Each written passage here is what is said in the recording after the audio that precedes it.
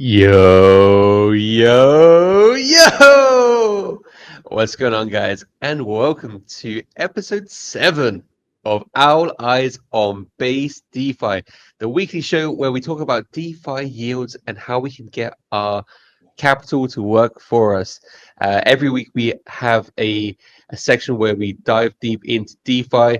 Crypto Noah is a DeFi yield expert, but then also a master of understanding the mechanics that go into the different layers of DeFi. So learn with me as we go down the rabbit hole. So without any further ado, let's pass it over to my wonderful co-host, Crypto Noah. How are you today?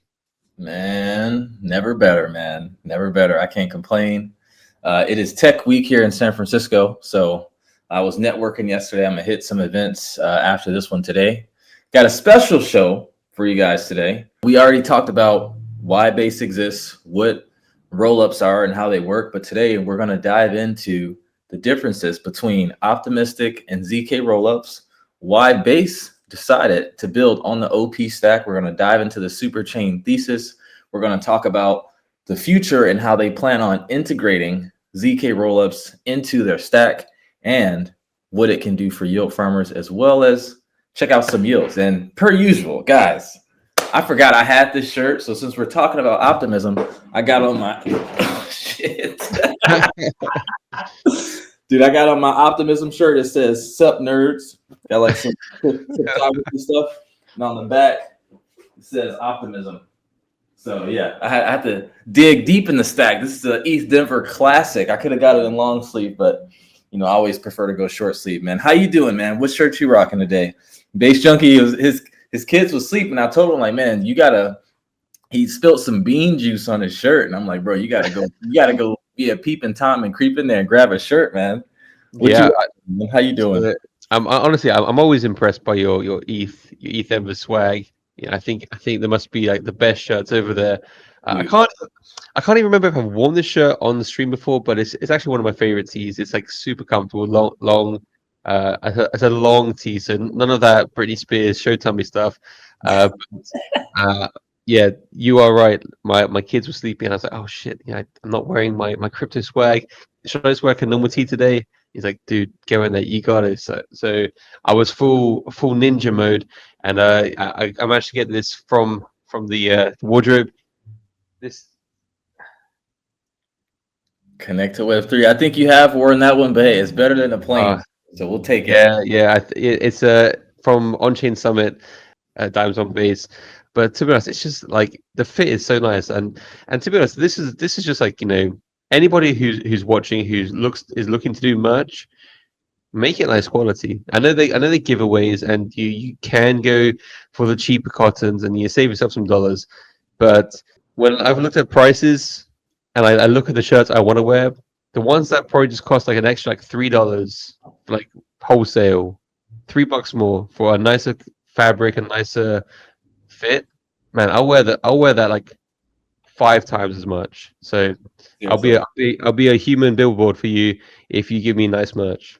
Man, you know what I noticed before we dive in is that when you go to ETH Denver or any crypto conference for that matter, when you go during the bull markets, the shirts are always better quality, better designs. When you go during bear markets, they're usually like the cheap, hard Gillidan shirts, and they're usually all black.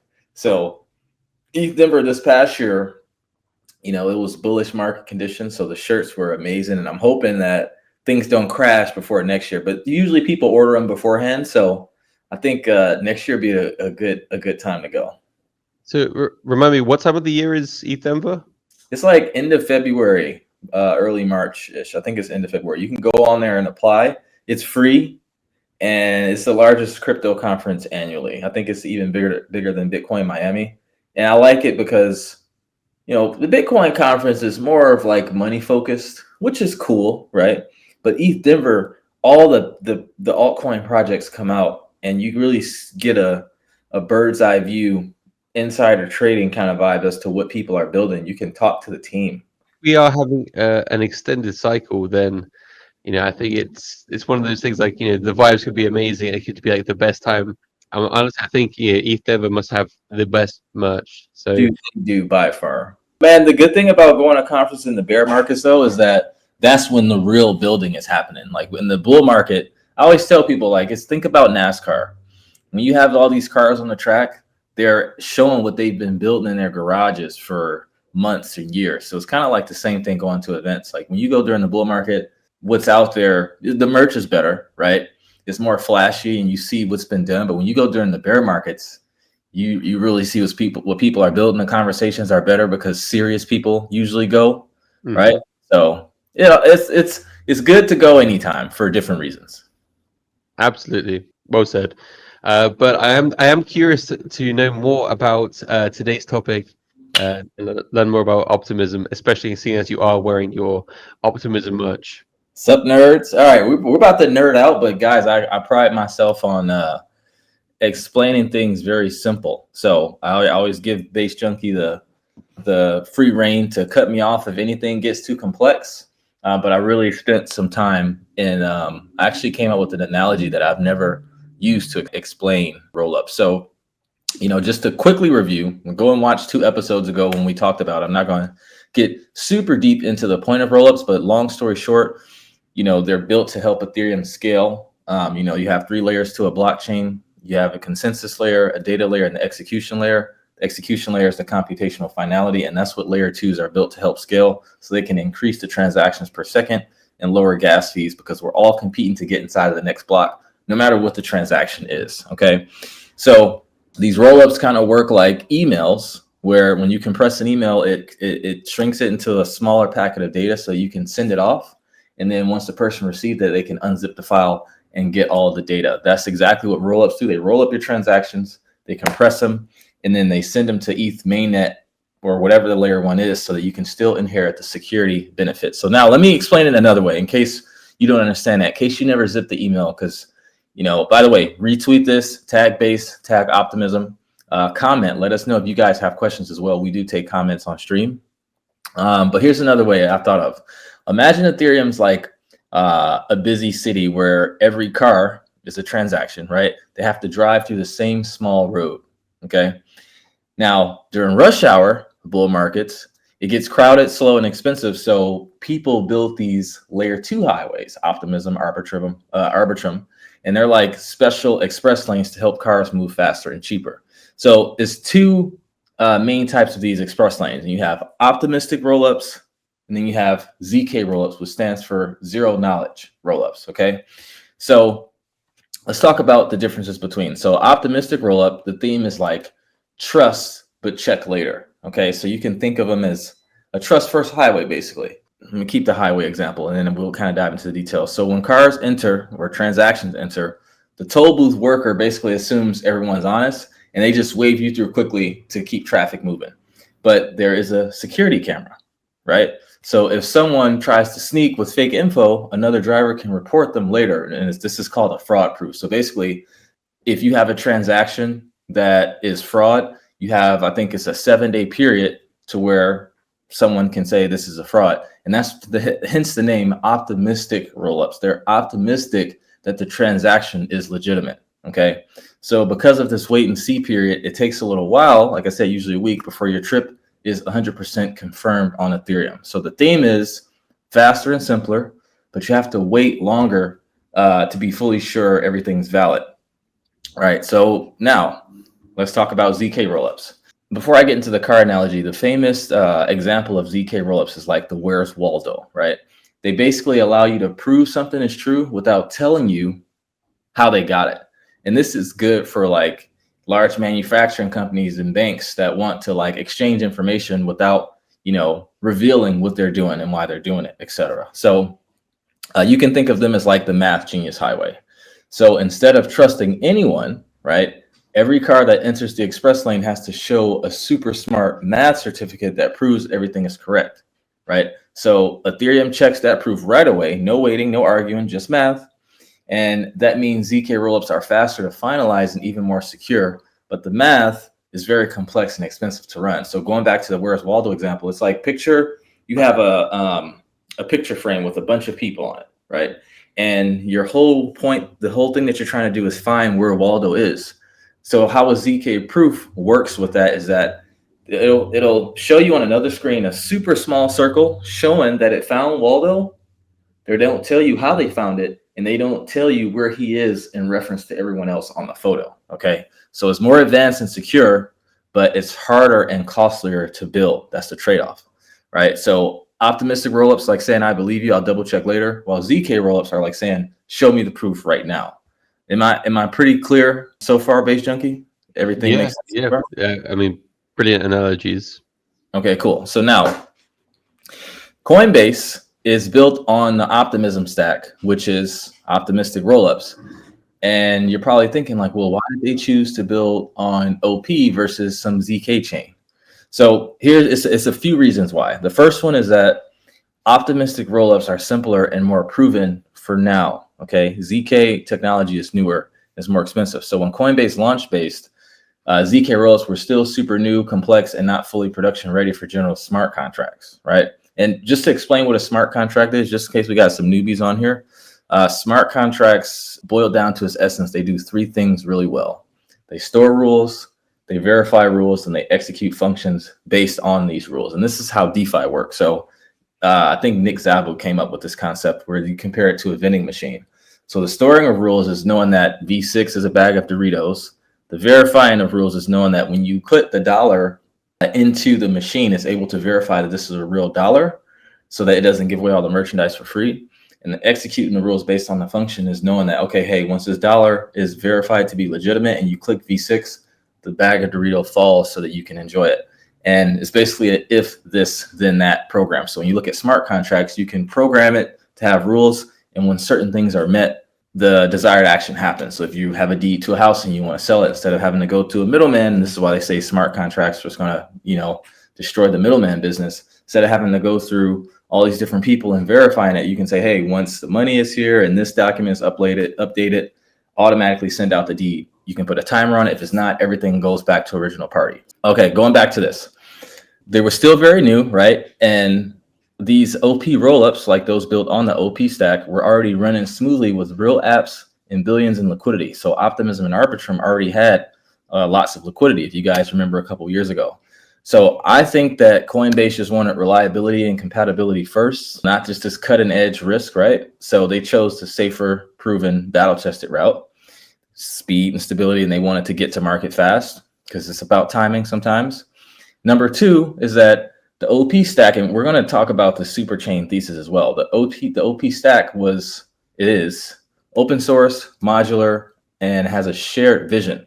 Modularity basically just means division of labor, where instead of having, it's the opposite of monolithic. Monolithic is the blockchain trilemma, where the scalability, the consensus, the data, and the execution is all happening on the mainnet instead of modularizing and creating specific things to handle specific tasks so that one thing isn't bogged down. So the Optimism built the OP stack, and an open source framework. Open source means anyone can look at it and build off of it. That lets anyone launch their own rollup, just like Base did on top of the OP stack.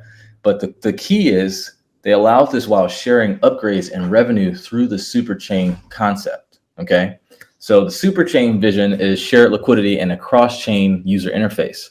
So you have Krakens built on the Superchain, obviously Base, Uniswap's Unichain, their chain that's supposed to solve liquidity fragmentation.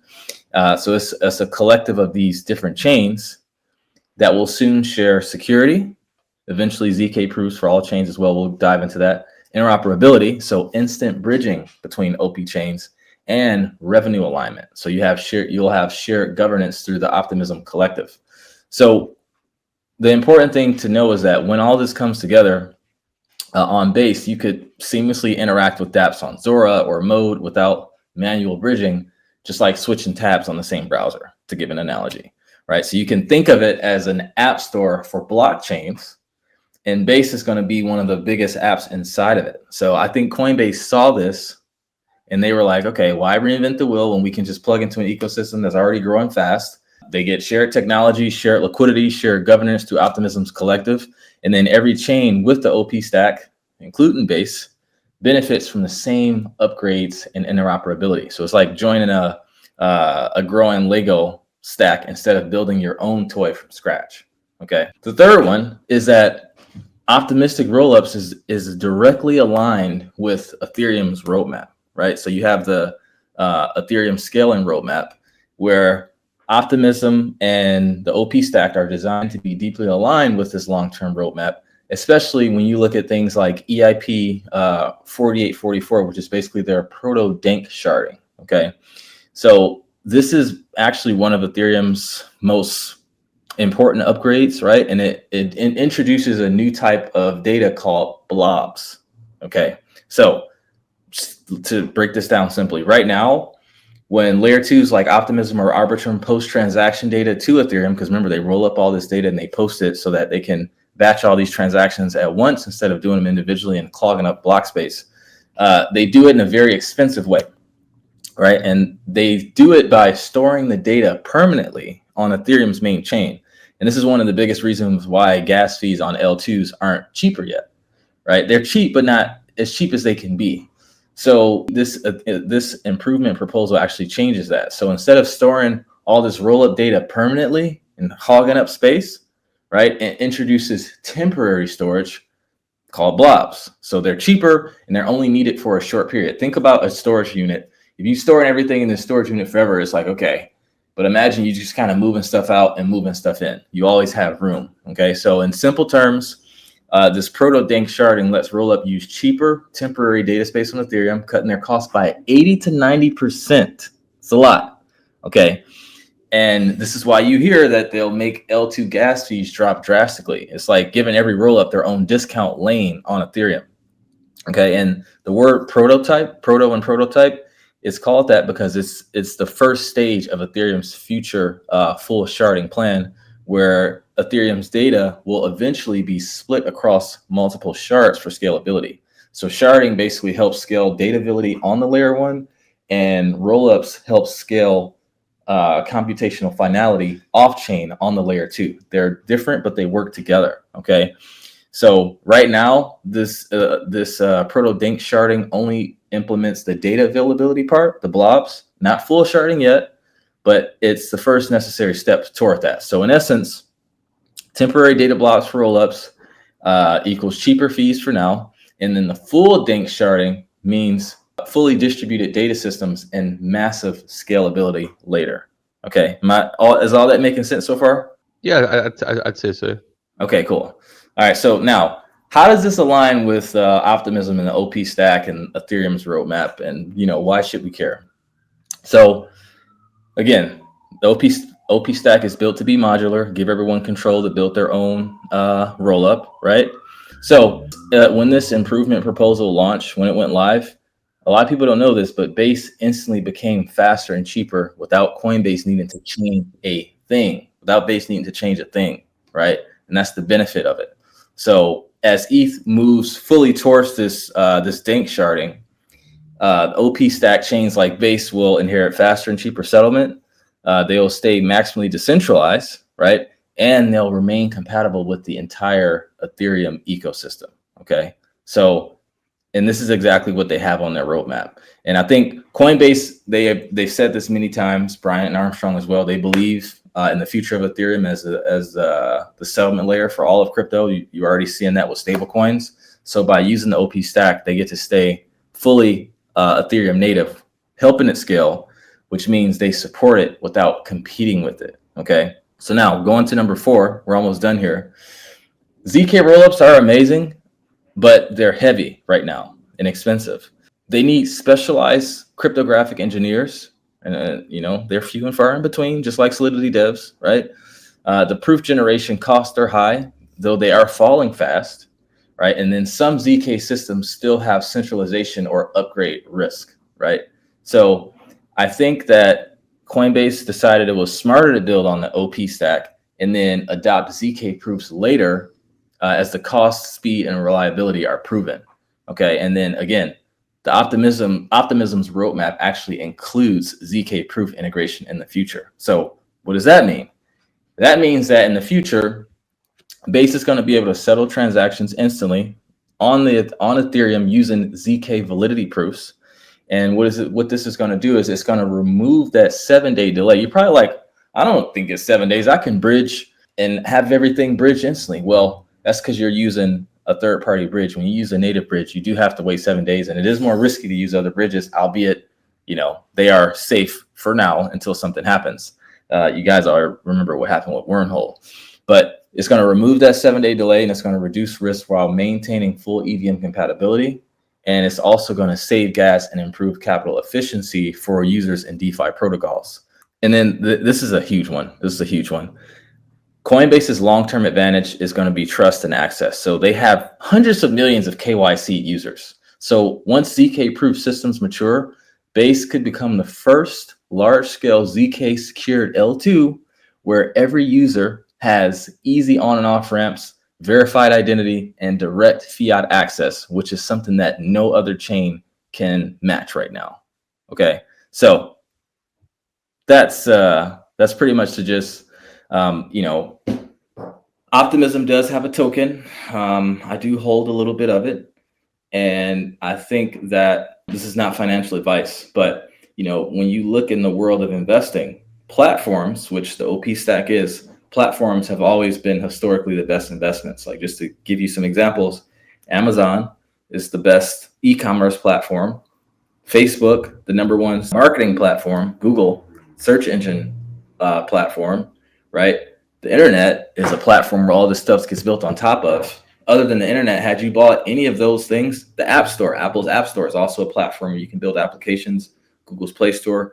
Had you bought any of these when they IPO'd or even shortly thereafter and held till now, you would do really well. Ethereum is also a platform for decentralized applications.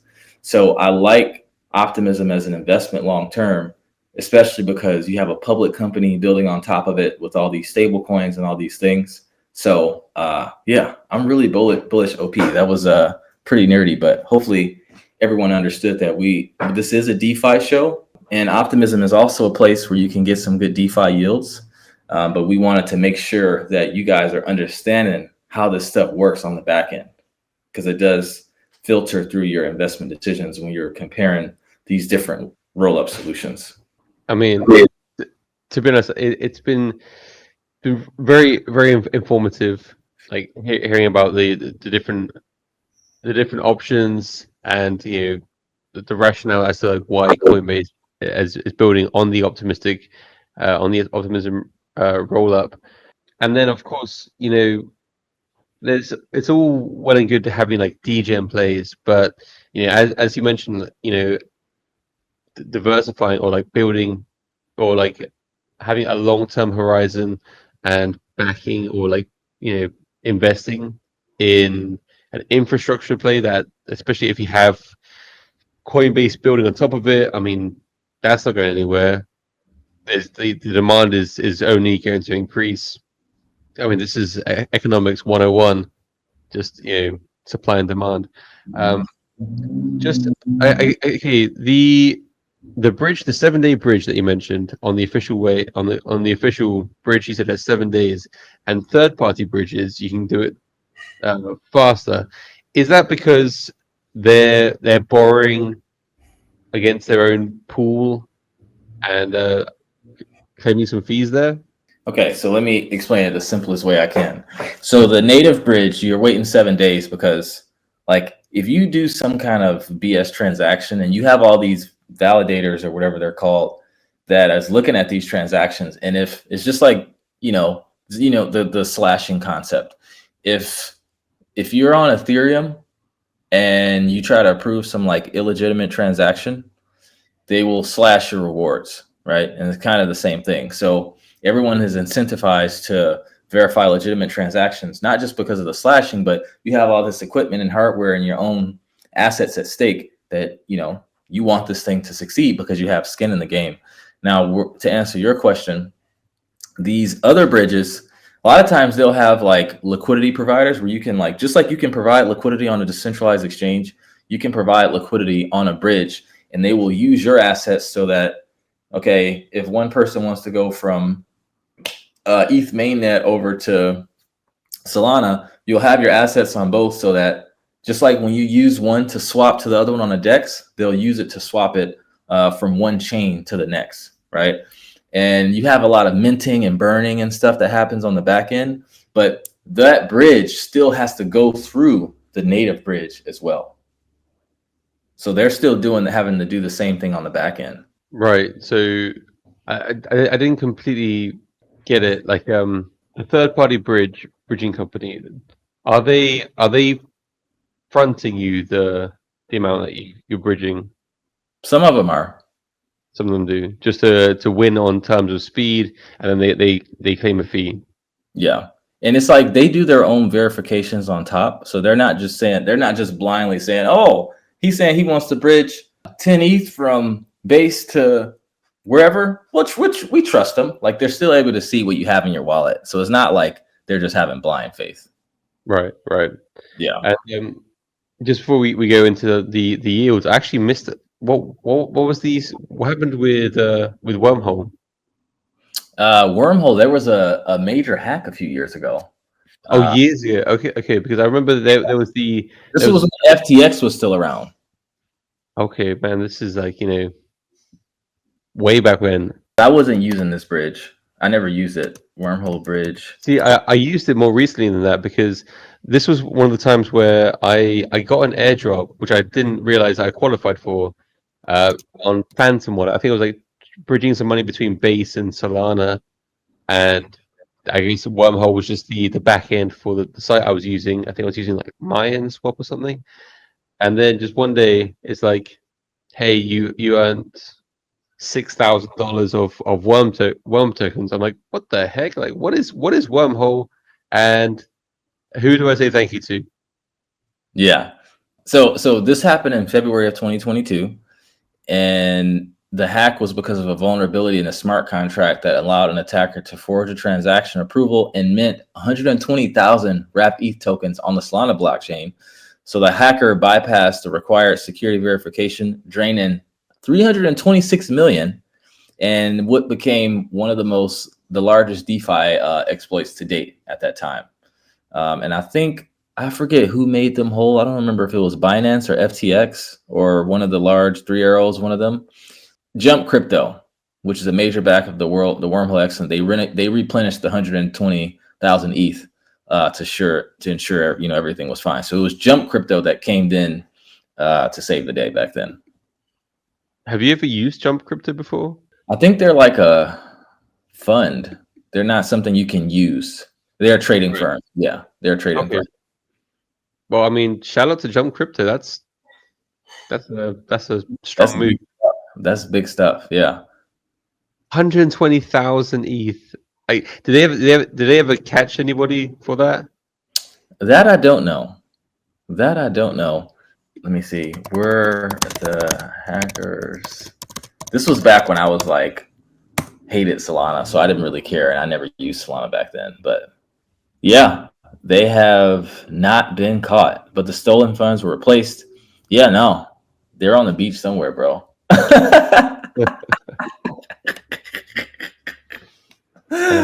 That's crazy, man. That's insane. I mean, like they literally could just stake that 120k ETH and just be printing $1 million a day in fees. Well, the tough part is once a hack like that happens, because I was a victim to the Radiant hack, they do kind of like put a tag on the hacked funds so that like if you stake it on a platform or put it somewhere, it'll get taken from them. So I'm not sure if they was able to liquidate, or I'm not sure what they were doing. By now they probably went through Tornado Cash and like mixed it and like all that stuff, something like that. So they probably washed it out by now, honestly. But yeah, that's becoming harder and harder to do nowadays. Yeah, but that's great for crypto security, but also as the security measures are getting smarter, so are the hackers. And I think I still see this year, unfortunately, I think social engineering is a big one. So even though the tech can get to almost impenetrable, the weak point often is us. So just stay safe, guys. And if it looks too good to be true, it often is. Yeah, unless it's triple digit DeFi yields, because a lot of times. Yeah. In fact, I changed up my picks. What'd you do, man? Let's talk about it. let's see the deck screener. I want to see what the range is looking like and see if everything is still like consistent and consolidating. And then let's look at the yields and kind of see what you changed up, and we can talk about it. Okay, so let me share my. Let me put up the right chart before I share this. Yeah, guys, stick around to the end because I'm gonna pop open my our in-house tool, and I'm gonna show you guys the best yields on base on Optimism as a treat today, since we're talking about OP. And guys, join our community. We have a free community where we're gonna start putting out our weekly DeFi profits every Friday. We get a market update in there and a lot of cool community interaction things inside of there. And if you guys want to book a one-on-one call to see if it's a good fit for you, just DM me on Twitter and say, send me call booking link, and I'm happy to hop on. Embryo Dolphin, we saw you hop on in there. Let's chat. We're happy to have you in. All right, let's see what you got here, man. Yeah, and I finally joined the No Hours community. Really, some smart people in there. Yeah, we finally got him in there. Yes. All right. So I have been learning. So yes, if you are drawing ranges, make sure to click on your own watch list. Oh, you're on market cap. You got to hit price. That's why it's not showing. There you go. There we are. Oh, dude. Nice. Now you had multiple ranges in there. Are you just in one now, or? So yes, I had three. So for the last week, I was tranching. That's a new term I learned. Having different spreads on different positions. So one of my positions was super tight. Like literally, I saw maybe like, so this was October the 1st all the way to the 5th. So that's 4 days of just insane consolidation there. Like that is, it doesn't get tighter than that. I think it was up and down maybe 0.5% daily.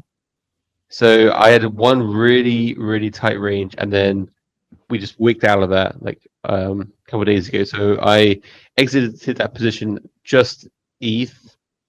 I think it was like about a $200 position. It wasn't like a big position. It was just like, okay, let's see how much I can capture from this. But I think the volumes come down. I noticed that. So the volume came down, and you got an additional 100K in liquidity in there, because remember it was 1 million since you brought it up. That's a good point. I'm thinking that must just be token prices going up. I'm not sure if people are actually adding to liquidity, but no, because the token price is. You know what? That's a good observation, man, because the token is actually down since you hopped in, but it's still $1 million in liquidity in there. So actually, I'm not sure. I mean, ETH is up. I mean, this past week we've been seeing like 16.9, like 17 has kind of been like the market cap, and now it's like back to 18. So let me put up what my pool is. So I closed one of my positions. I closed two of my positions. I closed my super tight one, and I closed my widest one because it's just moving sideways. Let me show you here. Clicking on this to look at the volume and fees. One of the reasons why I like Golden, I believe they'll be here for the long term, and the consolidating chart means that you can have a tight range. Okay, so yeah, this is daily. So when I started to get into this, because we're week 7 now, so we've been doing this since like I think like 2 or 3 or something like that. Yeah, so it's like beginning of September. Like, so like you can see like the fees. So I mean, I got in maybe, I think I was in it for like 3 weeks or so. So having like 3K in fees, 2 and a bit, and then $800, 1K, 1K, 1K, 1K. So okay, so fees, the amount on the trading volume has kind of cut in half. It's actually important to note, since you're speaking of this, Basejunkie, that the fees might be small now, but you have to keep in mind you only provide liquidity for something that you wouldn't mind holding, and you know, Basejunkie is really bullish on Golden for multiple reasons.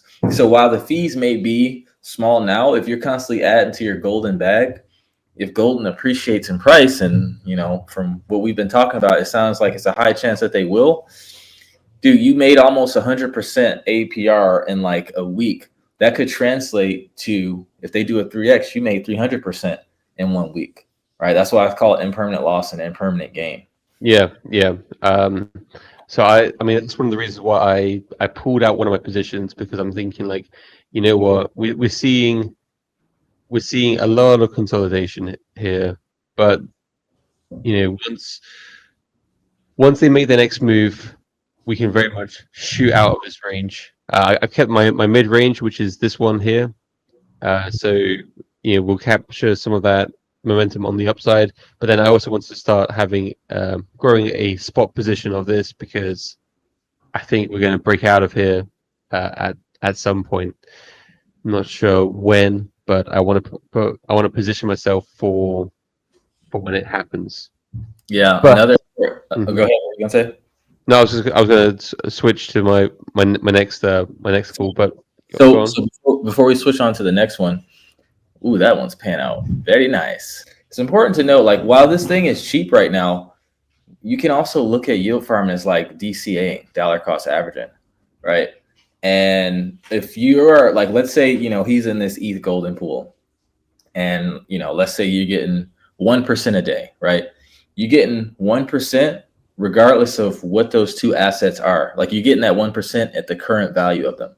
So when ETH was at 3,800, you got 1%. A 1% fee while ETH is 3,800 is going to be, once ETH goes back up to 46, 5, 6K, it's going to translate into more. Same with golden. So you're constantly, you can kind of think of it as constantly DCAing at these small prices, right? And that's why it's good to provide liquidity when things go down, and think long term, because when they come back up, it works out in your favor. Exactly. Well said.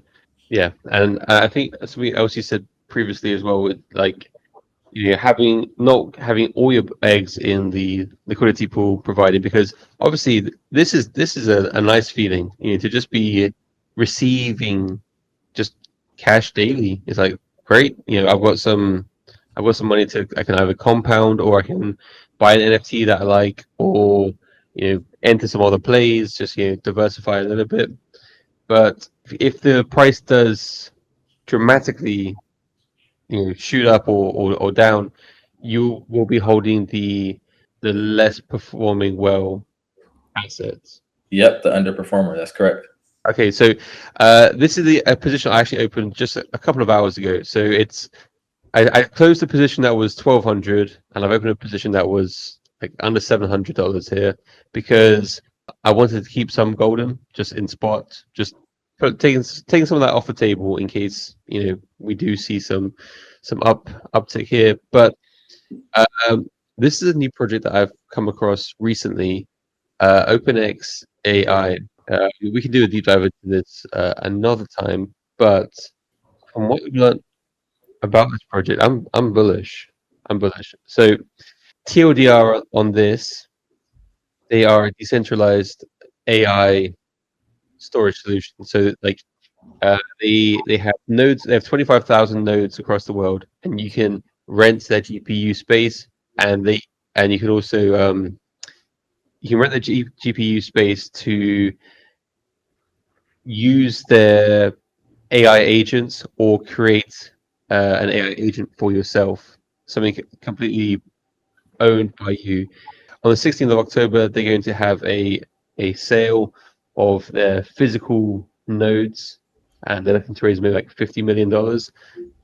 So I think they're gearing up to be a big player on base.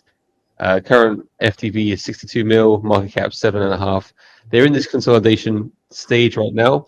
I think we're going to see a lot of volume heading up towards the 16th, which is a big day. They announced this on their Twitter recently. Let me find their page real quick. It's a pretty small market cap for a huge narrative, and I like that they have locked liquidity. You see the locked around liquidity? That means that liquidity is there to stay. So that means that they're locking up ETH that they could sell or wait till it goes up, or their token shows that they're putting skin in the game and they believe. Yeah, yeah. And like, look, so this is like 7 hours ago.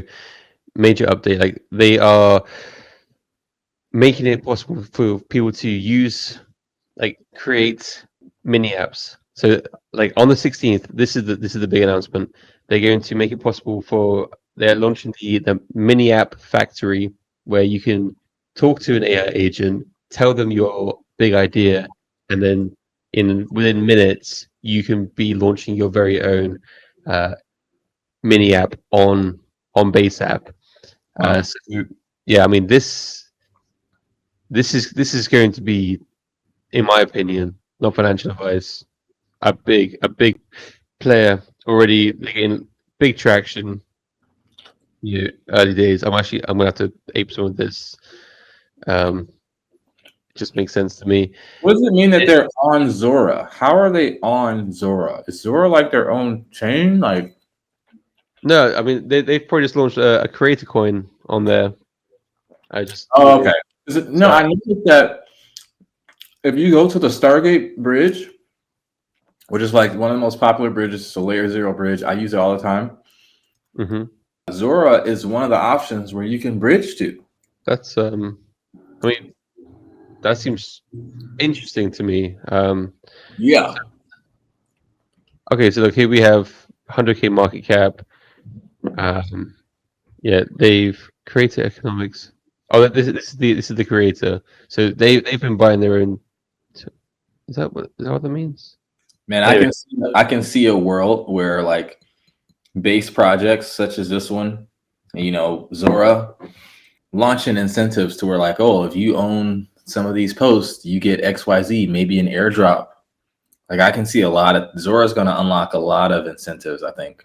yeah, I mean, I think Zora is kind of like the golden child. Yeah, I think they are going to feature heavily in lots of basis plans. Let me just click on send. I just think that chart just cannot behave itself. 42 cents. Shame on you guys. Hey, But the longer it's down, the more you can accumulate it. We're gonna, guys, make sure you tap in next week. We're gonna do a live fundamental analysis on Syndicate. We were gonna do it today, but it would have been a little hefty. It'll have been long. yeah, so just to give you my short thesis on this, so I've put a lower limit kind of like around here, there, and then I want to give it some room to grow. So You're about to hop in this one. Oh, this is your range. You're saying. yeah, so minimum price 6,000. So if you can just quickly show me how, yeah, so I've got minimum price 6,000, maximum price 11,000. The current price is 7,300. And this is So this is the OpenX. okay. Okay. Yes. All right, and then go back. Let's see. Oh, you're on the USD chart. You got to hit wrapped ETH. There you go. And now what you also have to do, go to yep. This guy's learning, man. Man, teach me a thing or two. Jeez. All right. So 6,000 was my lower range. So 6,000 here. And then my upper range was 11,300. And what made you choose that range, man? I wanted to give it some room to breathe. I don't want to get too. I mean, like there isn't really too much to go off like back testing. I mean, maybe you could even tell me what's a better range to look at. Maybe 13, maybe even as high as 90. But I didn't want to do it too wide. Like I very much like the tight channels, and if it's consolidating within that, lovely. More room to the upside because I think OpenX is going to outperform ETH over the next 2 weeks, and I think especially up on the 16th, we're going to see a lot of volume to the upside. So I want to capture some of that volume. So that's why I've left it with some room to grow. So here's what I think. I think that's a good idea. Another thing is that this will be a good one to do a tranching strategy because you're expecting it to, maybe consolidate until, the 16th or whenever the date was. But you're also expecting it to rally. So you want to maximize for both of those. And A big thing that a lot of people don't think about, when you are providing liquidity in a wide range, yeah, the yield's not going to be as much, but if you're expecting something to move, especially short term, the capital gains that you're going to make, because remember, if you, as you're in this OpenX ETH pool and OpenX is going up and outperforming ETH, and you have a wide range, you're taking profits in ETH. So whereas like right now you're getting 500% APR, maximizing the consolidation, which is great, you'll actually make more if it does what you think it can do in the short term. If you give it room to run on the upside, the fees may not be more, but the profits you'll take as it's running up in ETH will translate to more. You get to make capital gains and fees, but in tight ranges, you don't get many capital gains unless they both go up at the same time. But we're not expecting that because this market cap is small, and they have their announcement. They're pretty new, and it's a pretty good project. So that's what I would say. This might be a good one to do a trancher so that you can maximize the capital gains and the yields. So you catch the large candle, you get some good yields, and you get the capital gains. So in terms of tranching, would you be looking at like putting another level like higher than this previous wick, or like the body? So this one is since you have it inverted, when this chart is going up, that means ETH is outperforming. You got it, and this is one of those intricate things that you gotta really keep in mind, because if not, it can fuck you right on good. Since ETH is first, when the chart is going up, that means ETH is actually outperforming. When the chart's going down, that means OPX is outperforming. So you actually, since you have it inverted, you actually want to give it room to run on the downside. Does that make sense? Oh snap! That makes sense, though, right? That does make sense. So hang on. So I've made a mistake here because I'm giving this room for ETH to outperform. Oh no. Yeah. See, it's this liquidity providing is intricate, man. Just like when you farming, you got to make sure you're watering it with the right amount, and you got the right fertilizer for the right crops. It's the same thing here. Yeah. Okay. I'm going to remove liquidity and and rebalance. So hang on. So I need to put more ETH in than OpenX because I think OpenX is going to outperform. It's not even that you need to put in more ETH. The amount that you put in ETH is relative to what the price is in regards to your range when you get in, right? If you're expecting OpenX to outperform ETH and you have it inverted like that and ETH is first on the chart, you want to give it room to run on the downside because that means OpenX is outperforming ETH. If OpenX was first on the chart, then, or in the ticker, if it was OpenX ETH instead of ETH OpenX, then you would give it room to run on the upside. But since you have it inverted, you got to give it room on the downside. Right. This is good to know. This is cool. You saved me. Like I was talking like, yeah, so giving it room to grow. I'm giving it room to crash. Jeez, all right. Well, yeah. Honestly, I do very much appreciate these. I feel like it's an easy mistake to make. It is, man. It's so much room and margin for error when you're doing this stuff. It really is. You want it to be like that. Remember, you can always invert it back on your chart, and you can invert it on Uniswap, so it can show how you want it. You don't have to do default. How can I invert it here? Well, you can't invert it while you're already in the position. I'm saying before you enter the position, you can say what you want it priced in, and that'll invert it. Right. Okay. Well, look, I think I'm going to fix this after the show. Since collecting fees here, I've already got another quarter. So. And you got you a stick of gum, man. I'll take it. You throw that in the bubblegum machine, man. That's what's up. All right. Well, look, I'm gonna stop sharing that screen. Let's look at some. Or go ahead. I was gonna say before we wrap up, let's look at some good OP yields, some good base yields. And yes, of course. You would literally just saying that before. Yeah, and then we'll put a bow on this. This is our handy dandy yield hunter tool. I think I'm gonna start to rename it to the yield cropper. All right, so it shows all the pools in DeFi in close to real time. You can search by chain or protocol. Let's look at optimism. Let me see, where is it? Boom. Let's look at some yields. So the top yield and pool on optimism. The yields on optimism isn't all that. It didn't really nothing to write home about. And what's interesting is that if we go on DeFi Llama and we look at chains, it's crazy that like Base is built on top of optimism, but they don't factor that into the TVL because, like I said, it's modular. So they allow chains to be their own thing. So it has to be tracked that way. So OP mainnet only has 425 million in TVL, right? Which is not a heck of a whole lot.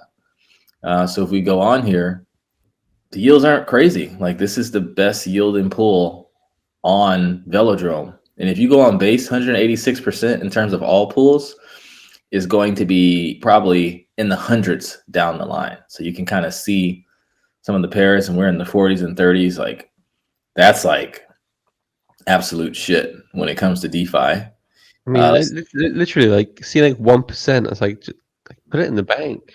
Yeah, literally. Yeah, put it in the bank. Let me actually move this out of the way. And now let's look at some base yields. Yeah, see the difference?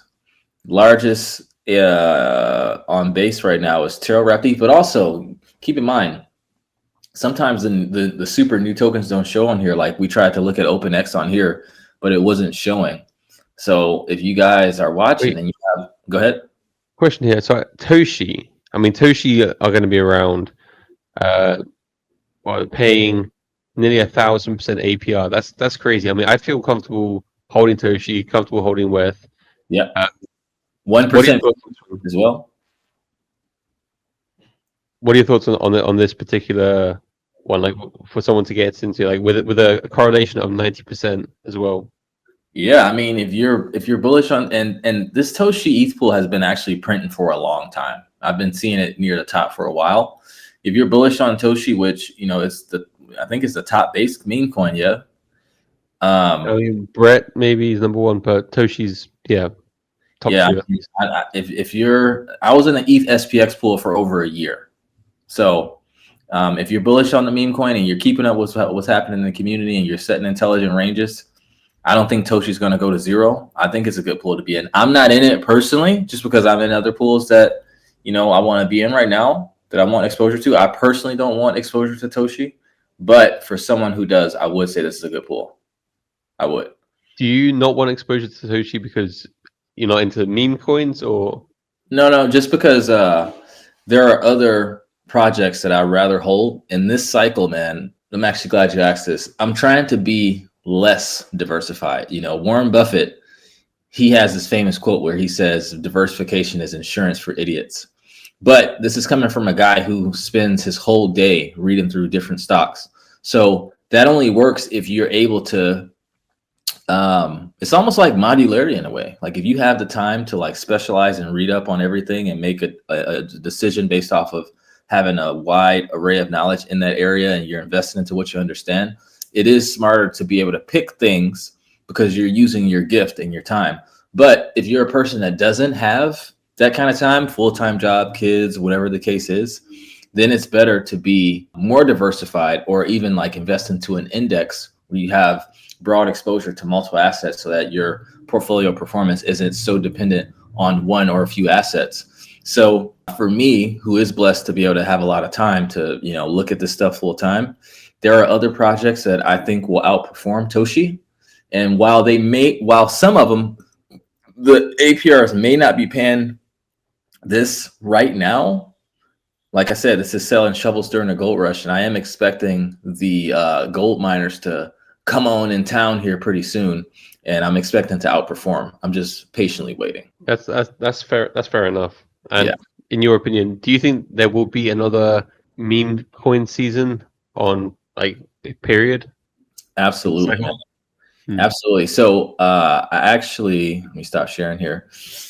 I wrote an article on our Substack, subscribe to know what I was on Substack, and we wrote an article about the value age and how we're moving into the value age and like these creator coins. And we have the Clarity Act that's lining up for you to be able to raise 75 million and launch your own token as long as you decentralize in 4 years.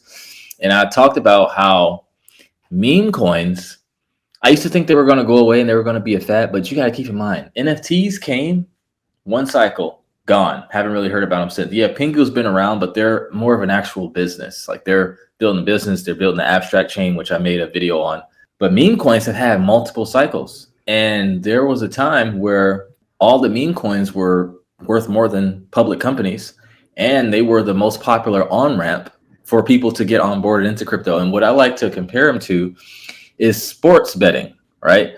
And kind of almost like trading, but trading is just a little more serious. Like if you look at sports betting and trading, the difference, let's look at some differences and similarities. The difference is when people trade, they try to be serious and they're not just like, oh, gambling, blah, blah, blah, like some people do. But a lot of traders, like they try to be serious. But when you're sports betting, it's more of a fun thing. It's more of a social thing. Traders, like people who are professional traders, they're usually like not people who are socially awkward, but like they like to work alone, socially isolated. It's not a social thing by any means, right? There are traders clubs, but it's not a social thing by any means. But when you're doing like fantasy football and you're sports betting, it's something that you like to talk about with your friends. And I think investing into meme coins is like that. It's a social degenerate thing to where, again, just like trading, just like sports betting, most people lose.